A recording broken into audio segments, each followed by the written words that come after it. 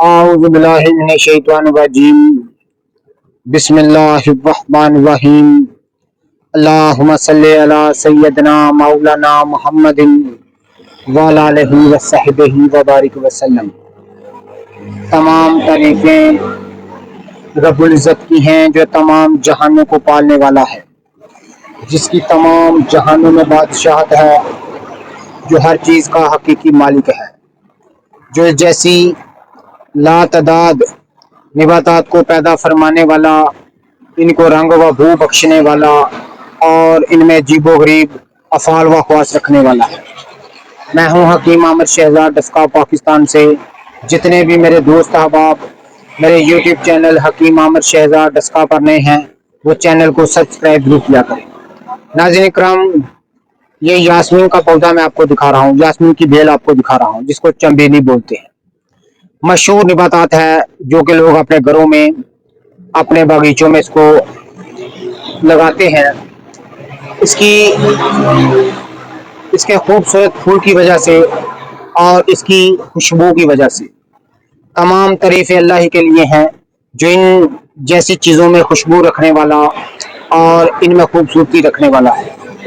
ناظرین کرام، مشہور نباتات ہے جو پاک و ہند کی مشہور نباتات ہے، ان میں اس کا شمار ہوتا ہے۔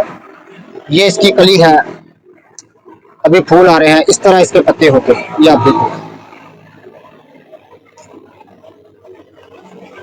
اور پاک و ہند کی مشہور نباتات ہونے کے ساتھ ساتھ بہت سارے امراض میں اس کو قدیم ترین دور سے جانا اور پہچانا جاتا ہے۔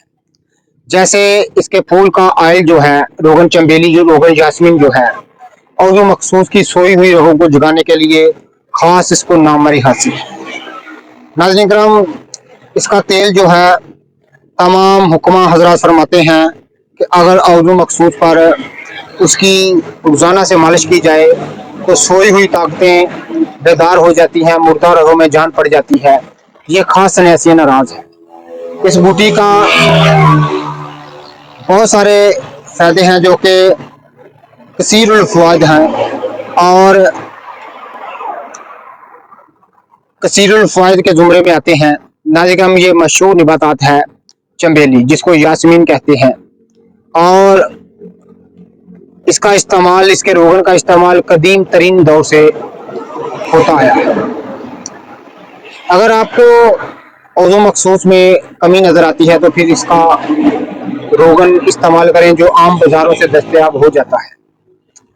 کمال کی چیز ہے، یہ رب العزت کے زمین پر بکھیرے ہوئے خزانے ہیں، جن کی ہمارے پاس چابی نہیں ہے، ہمارے پاس علم نہیں ہے، ہم ان کو جانتے اور پہچانتے نہیں ہیں۔ ناظرین، بڑی لاجواب چیز ہے یہ جو چنبیلی میں آپ کو دکھا رہا ہوں۔